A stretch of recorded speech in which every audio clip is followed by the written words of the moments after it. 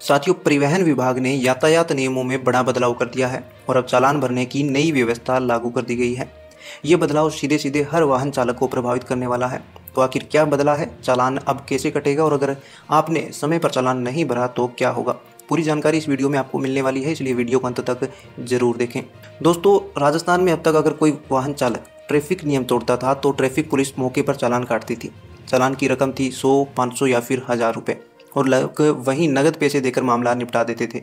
यानी पुलिस नगद रकम लेती थी और बाद में बैंक में जमा करवाती थी। लेकिन अब ये सिस्टम बदल गया है। अब ट्रैफिक पुलिस को पीओएस मशीन यानी कि पोस मशीन दी गई है। कुल 6 मशीनें आई हैं, जिनमें से 2 मशीनें डूंगरपुर शहर के यातायात पुलिस को दी गई है।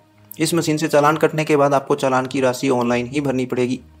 सिर्फ डूंगरपुर में ही नहीं बल्कि पूरे राजस्थान में कई सारी ऐसी मशीनें हैं और उनका चालान अब इसी तरीके से होगा। इस मशीन से चालान कटने के बाद आपको चालान की राशि ऑनलाइन ही भरनी होगी। इसमें एटीएम कार्ड से स्वाइप करके पेमेंट कर सकते हैं या क्यूआर कोड स्कैन करके भी जुर्माना जमा कर सकते हैं। यानी अब केस का झंझट खत्म और सब कुछ डिजिटल हो गया है। अब सबसे बड़ा सवाल यह है कि अगर आपने चालान भरने में लापरवाही कर दी तो क्या होगा। तो दोस्तों, अगर चालान कटने के 90 दिन के अंदर आपने जुर्माना नहीं भरा तो आपकी गाड़ी सीज कर दी जाएगी। फिर आपको कोर्ट से गाड़ी छुड़वानी पड़ेगी, जो और भी झंझट वाला काम होगा। यानी समय पर चालान भरना अब और भी जरूरी हो गया है। इस नई व्यवस्था से पुलिस को भी बड़ी राहत मिली है। पहले पुलिसकर्मी दिन भर जो जुर्माना वसूलते थे उसे अपने पास रखते थे और फिर शाम को हिसाब किताब करके अगले दिन बैंक में जमा करवाते थे। लेकिन अब सब कुछ सीधे ऑनलाइन पुलिस विभाग के खाते में चला जाएगा।